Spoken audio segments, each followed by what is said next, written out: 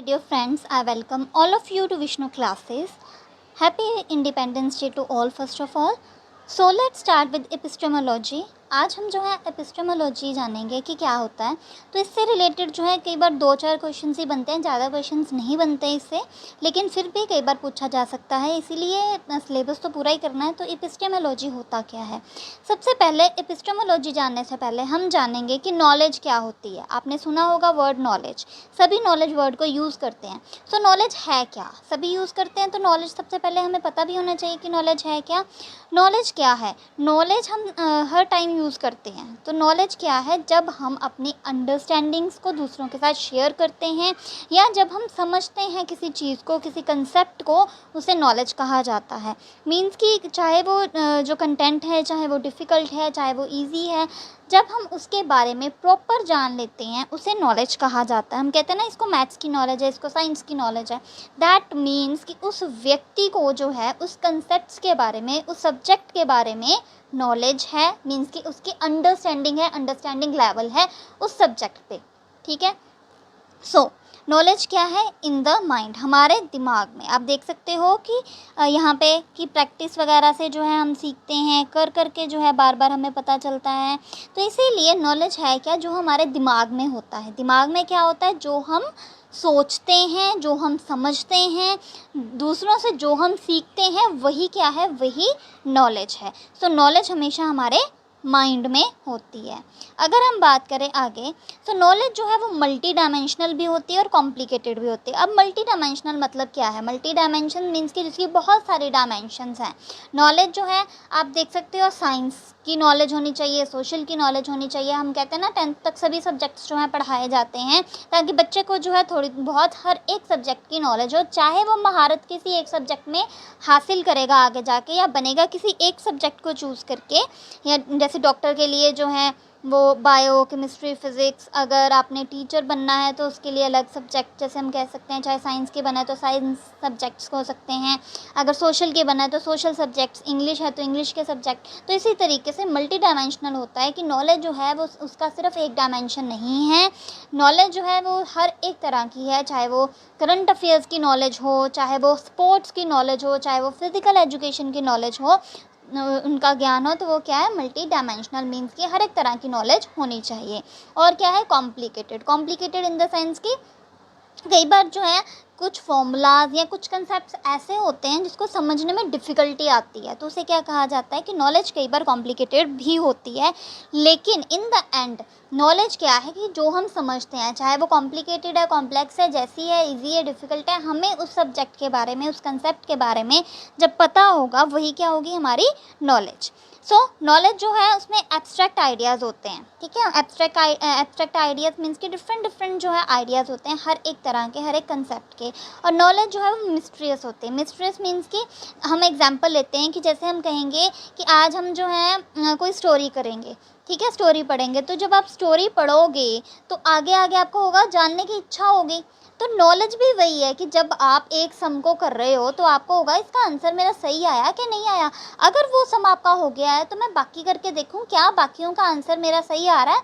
Means कि मुझे ये कंसेप्ट या मुझे ये फॉर्मूले की क्लैरिटी हो गई है कि नहीं हुई, कि मुझे अभी और प्रैक्टिस की ज़रूरत है। तो इसी तरीके से जो नॉलेज है वो मिस्ट्रियस भी होती है। मिस्ट्रियस इन द सेंस कि जब हम किसी चीज़ को सीखते हैं, कैसे सीखते हैं कि हम पता करने के लिए कि क्या हमें समझ में आ चुका है। ठीक है। आगे आगे जब हम खोज करते रहते हैं, मिस्ट्रियस ये होता है कि हम उस कंसेप्ट के बारे में आगे जो है हमारी वो इंट्यूशन या तो लगाएंगे या तो हमें जो है वो होगा कि हमें आगे क्या होने वाला है हमें पता चले। ठीक है। हमारे मन में जब कई बार ऐसा होता है ना कि ये स्टोरी हमने पढ़ी है तो आगे क्या होगा। ठीक है। तो ये एक तरह से मिस्ट्री है जो हम सॉल्व करते हैं। तो सम भी एक तरह से मिस्ट्री होती है जो हम सॉल्व करते हैं। ठीक है। अगर हम बात करें आगे, तो नॉलेज कई बार जो कंफ्यूजिंग भी होती है, लेकिन चाहे नॉलेज जितनी मर्जी कंफ्यूजिंग हो, हमारा अल्टीमेट एम होता है कि उस नॉलेज को हमने गेन करना है। नॉलेज क्या है? नॉलेज जो हमारा ज्ञान है, जो हमारी अंडरस्टैंडिंग लेवल को बढ़ाता है, हमें दूसरों के साथ कैसे रहना है या दूसरों के साथ कैसे बिहेव करना है, या सब्जेक्ट की कंसेप्ट क्लैरिटी जो है, ये सब हमारी नॉलेज ही है। ठीक है। सो नॉलेज है क्या इन द शॉर्ट, अगर जो हमने आगे पढ़ा है तो नॉलेज जो है हमारे दिमाग में होती है। ये कॉम्प्लेक्स भी हो सकती है, कॉम्प्लिकेटेड भी हो सकती है, एब्स्ट्रैक्ट आइडियाज़ होते हैं इसमें, मिस्ट्रियस होती है और कई बार कंफ्यूजिंग होती है। लेकिन हमें क्या करना है, हमें उन कन्फ्यूजन्स को दूर करके जो हमारा मेन कंक्लूज़न है उस पर पहुँचना है, वही हमारी नॉलेज है। ठीक है, प्रॉपर नॉलेज होना, एक कंसेप्ट के बारे में रियल नॉलेज होना, अंडरस्टैंडिंग होना ही नॉलेज है। अगर हम बात करें आगे कि इसमें से कैसे क्वेश्चन आ सकते हैं कि नॉलेज क्या है, कई बार पूछा जा सकता है, डेफिनेशन भी पूछी जा सकती है, चाहे सीटेट हो चाहे पीटेट हो। ठीक है, पूछा जा सकता है कि knowledge in the mind abstract है, कंफ्यूजिंग है, कॉम्प्लेक्स है। तो कई बार बच्चा सोचने लग जाता है कि नॉलेज कंफ्यूजिंग कैसे है ना, तो उस पर मार्कर आता है। तो इसी तरीके से ये क्वेश्चंस जो हैं कई बार बन जाते हैं। सो इन द एंड कि नॉलेज क्या है, जब हम ट्राई करते हैं किसी भी कंसेप्ट को सिंप्लीफाई करने में, मीन्स के सॉल्व करने में, कंक्लूड करने में और उसको अच्छे तरीके से समझने में, चाहे वो जितना मर्जी कॉम्प्लेक्स हो। आप देख सकते हो इधर जो है लेफ्ट साइड में बच्चा है, उसको कॉम्प्लेक्स लग रहा है। ठीक है, फिर उसके बाद उसने किया दोबारा सिंपल करके। ठीक है, मतलब नॉलेज का यही मतलब है, चाहे जितना मर्जी कॉम्प्लेक्स टास्क है, हमने सिंपल करके सॉल्व करना है, हमने इजीली अंडरस्टैंड करना है, वही नॉलेज है। कोई भी कंसेप्ट को करने के लिए बहुत सारे मेथड्स होते हैं, तो हमने वो मेथड अपनाना है जो हमें समझ में आ रहा है और जो हमें ईजी लग रहा है। ठीक है, तो यही नॉलेज है। किसी भी कंसेप्ट की प्रॉपर नॉलेज होना, प्रॉपर अंडरस्टैंडिंग होना ही नॉलेज है। अगर हम बात करें कि नॉलेज को क्या कहा जाता है, कई फिलोसफर्स नॉलेज को कहते हैं जस्टिफाइड ट्रू बिलीव्स। मीन्स कि जो हम कहते हैं कि ट्रू है, हम कहते हैं ना कि हमने सम सॉल्व किया, लेफ्ट हैंड साइड जो है राइट हैंड साइड के इक्वल आ गई। कैसे आई? क्योंकि आपने सॉल्व किया, दोनों के जो है आंसर्स मैच कर रहे हैं। ठीक है, तो ये क्या हो गया, आपने प्रूफ किया, ये आपने जस्टिफाई कर दिया। ठीक है, अब आपने पहले मान के चले थे कि लेफ्ट हैंड साइड जो है वो राइट हैंड साइड के इक्वल है, फिर बाद में जब इक्वल आ गया, दैट मीन्स क्या हो गया कि जस्टिफाई हो गया कि आपका जो बिलीफ था वो ट्रू है। तो इसी तरीके से नॉलेज भी क्या है, जो आपका जस्टिफाइड ट्रू बिलीफ हो, जो आपका बिलीफ हो वो आप जस्टिफाई भी कर सको और ट्रू भी हो। जैसे हम कहते हैं ना कि धरती जो है वो घूमती है ना, तो इसी तरीके से कई बिलीफ्स होते हैं जो कि ट्रू हैं। तो नॉलेज भी जो है वही बिलीफ है। अगर हम देखें नॉलेज को, नॉलेज क्या है कि जिस चीज़ों पे आप भरोसा करते हो, बिलीव करते हो, जो कि आप जस्टिफाई कर सकते हो और जो कि सच है। ठीक है, कि धरती जो है सूरज के इर्द गिर्द घूमती है, चंद्रमा जो है वो चंद्रमा जो है वो धरती के इर्द गिर्द घूमता है। ठीक है, ये सारे हमारे बिलीव्स हैं और ये ऐसे बिलीव्स हैं जो कि जस्टिफाइड ट्रू बिलीव्स हैं। तो इसी तरीके से नॉलेज भी क्या है कि ट्रू होनी चाहिए, जस्टिफाइड होनी चाहिए और जिस पे हम बिलीव कर सकें वो नॉलेज होनी चाहिए।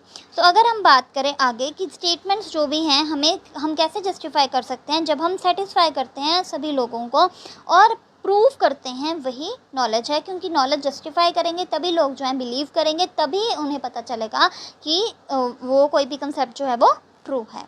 सो हमारा मेन कंसेप्ट था एपिस्टेमोलॉजी। एपिस्टेमोलॉजी को जानने के लिए हमने नॉलेज को जानना है कि एपिस्टेमोलॉजी क्या है। एपिस्टेमोलॉजी होता है थ्योरी ऑफ नॉलेज। ठीक है, अगर हम फिलॉसफी की बात करें तो उसमें जो है किसी भी अगर हमने कंसेप्ट को जानना है ना, तो उसमें थ्योरी को जानना है, तो उसमें हमने क्या करना है, हमने 3 चीज़ें देखनी होती है। पहली होती है हमारी एपिस्टेमोलॉजी, पहली होती है मेटाफिजिक्स, दूसरी होती है एपिस्टेमोलॉजी और थर्ड होती है एक्जियोलॉजी।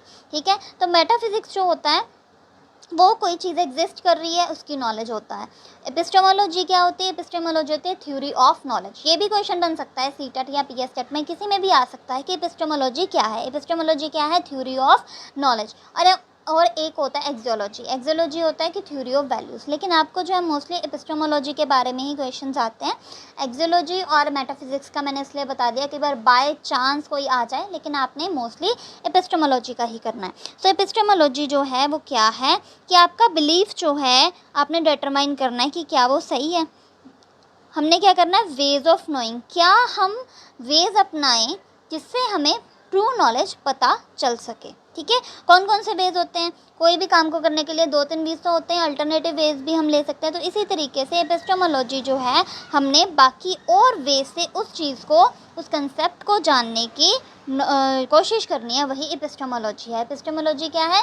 Theory of knowledge. जब हम किसी चीज़ को अच्छे से अंडरस्टैंड करते हैं, और अंडरस्टैंड जो है हम डिफरेंट वे से करते हैं, कोई एक वे से नहीं करते। सो इसेंशली अगर हम बात करें कि different ways of searching for understanding and truth, जब हम क्या करते हैं डिफरेंट वेज जो हैं वो यूज़ करते हैं किसी भी कंसेप्ट को जानने के लिए, ठीक है, और उनको जस्टिफाई करते हैं, वही नॉलेज है। ठीक है, तो इसमें से ज़्यादा क्वेश्चन नहीं बनते, 2-4 क्वेश्चन मैंने आपको पहले ही बताया कि 2-4 क्वेश्चन बनते हैं।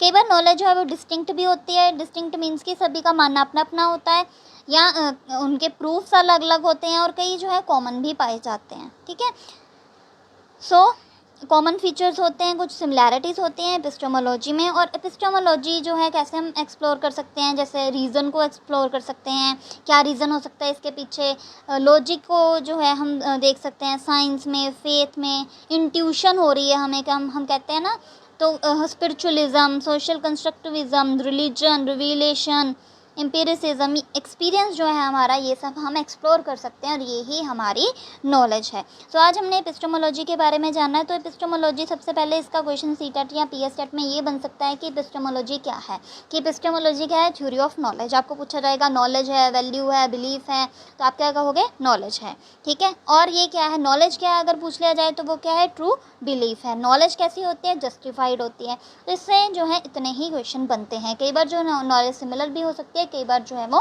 डिफरेंट भी हो सकती है, कि सभी का अपना अपना मानना हो, या सभी के अपने अपने जस्टिफाइड प्रूफ हो।